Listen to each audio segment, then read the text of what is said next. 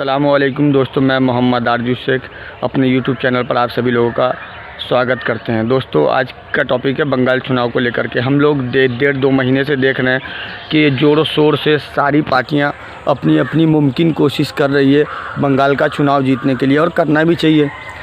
कल पहला चरण का चुनाव हुआ बंगाल में और हमने देखा और वहाँ से साफ ये सबूत मिला कि भारतीय जनता पार्टी के लोग ईवीएम में घोटाला करवा रहे हैं। और ये कोई नई बात नहीं, ये लोग हमेशा हर जगह कुछ न कुछ करवाते रहते हैं। तो वहाँ ये साबित हुआ कि जो लोग ममता बनर्जी के समर्थक थे उन लोगों ने वोट डाला तो पर्ची भारतीय जनता पार्टी की निकली, और ममता बनर्जी की पार्टी ने लिखित रूप से चुनाव आयोग को एक लेटर भी जारी किया इस मामले को लेकर। दूसरी चीज़, कल हमने एक वीडियो देखा जो पुलिस प्रशासन की मदद से भाजपा के एक एमएलए को बड़ी जिद्दोजहद से, बड़े मुश्किल से, बहुत मुशक्क़त करने के बाद उनको पुलिस प्रशासन के द्वारा बचाया गया जनता से, और उनको मारा पीटा गया, सरेआम बेइज्जती की गई, उनके कपड़े फाड़ दिए गए, जबकि ऐसा नहीं होना चाहिए। एक माननीय एमएलए और माननीय सांसद जी जो भी वर्तमान में जो पद पर हैं, चाहे वो एमएलए हो, एमपीस हो, या वो किसी प्रदेश के प्रभारी हो, या अदर कोई भी लेवल पे हो पार्टी के, तो वैसे लोगों के साथ इस तरीके का नहीं होना चाहिए। लेकिन मैं समझता हूँ कि जनता की भी कोई ज़्यादा गलती नहीं है। ये भारतीय जनता पार्टी के लोग किसान आंदोलन को लेकर के इतने मामले कर चुके हैं और इतनी नफ़रत फैला चुके हैं लोगों के बीच में ना, कि इनके साथ कुछ भी हो सकता है।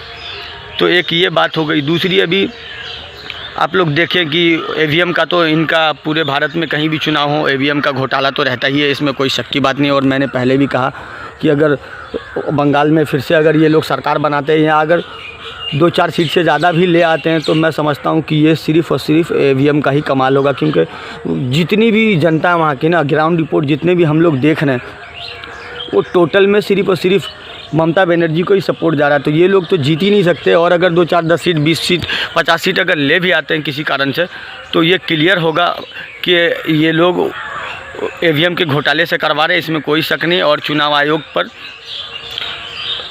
जो लगाई गई है इनके ममता बनर्जी के द्वारा कि ऐसा ऐसा हो रहा है, उनकी खामियां गिनाई गई है चुनाव आयोग की, उन पर जो आरोप लगाए गए हैं ये सारे सही है, ये मेरा भी मानना है। क्योंकि ये फर्स्ट बार नहीं हुआ, कई बार हुआ। बिहार चुनाव में हुआ और भी आंध्र प्रदेश के चुनाव में हुआ। जगह जगह हम लोग देखते आ रहे जब से ये ईवीएम का मामला चल रहा है। मेरा तो कहना है ईवीएम का सिस्टम ही हटा दीजिए। ये पूरे देश की जनता आपसे मांग कर रही है, और सारी पार्टियां भी, और जितनी भी विपक्ष की पार्टियां, सारी पार्टियां मांग कर रही कि वैलेट से चुनाव होना चाहिए। तो ईवीएम का चक्कर क्या, अभी बिहार में हमारे ये क्या बोलते हैं उसको, पंचायत का चुनाव होना है, उसमें भी ईवीएम का जुगाड़ लगाया जा रहा है। तो मैं समझता हूँ ये सब सरासरी गलत है। और कहीं भी, चाहे वो विधानसभा का हो या लोकसभा का हो या पंचायत चुनाव हो, पूरे भारत में कहीं भी हो, वो ईवीएम से न करा करके उसे बैलेट पेपर से कराना चाहिए। लेकिन कराएगा कौन? चुनाव आयोग ही बिका हुआ है, उनसे मिले हुए हैं, तो क्या होगा? ये कोई पहली बार उन पे आरोप नहीं लगाया जा रहा है, चुनाव आयोग पे कई बार लगाया गया और ये सही पाया गया, इसमें कोई शक नहीं। मेरा मानना यही है कि जितनी बुरी हालत इन लोगों के भी, 4 महीने से आंदोलन चल रहा है किसानों का, इन लोगों को 1% भी कुछ फ़र्क नहीं पड़ रहा। कितने किसान शहीद हो गए, उनको खालिस्तानी, पाकिस्तानी क्या क्या बताते रहते हैं ये लोग। मेरा मानना सिर्फ ये है कि हम सब लोगों को जागरूक रहने की ज़रूरत है, और हर जगह जहाँ भी चुनाव होना है वहाँ भारतीय जनता पार्टी के लोग हंगामा खड़ा करने की कोशिश करेंगे, ईवीएम घोटाले की कोशिश करेंगे, और इससे भी उनका दिल नहीं भरा तो कुछ लोगों को टारगेट करेंगे। और अभी हम लोग देख रहे हैं ये योगी जी जाते हैं, चुनाव प्रचारक बने हुए हैं भारतीय जनता पार्टी के, उनको शर्म आना चाहिए।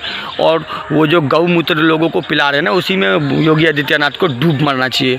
हर दिन उत्तर प्रदेश से मैसेज आ रहा, बोल रहे हम ये कर देंगे, वो कर देंगे, हमारी सरकार बनेगी तो बंगाल को बहुत आगे ले जाएंगे। भाई साहब, आप आगे मत ले जाइए। आपने जितना आगे ले जा चुके हैं, आप जितना आगे अपने उन प्रदेशों के जहां आपकी सरकार है, ये काफ़ी है। बिहार को कितना आगे आप ले गए हैं ये भी हम देख रहे हैं।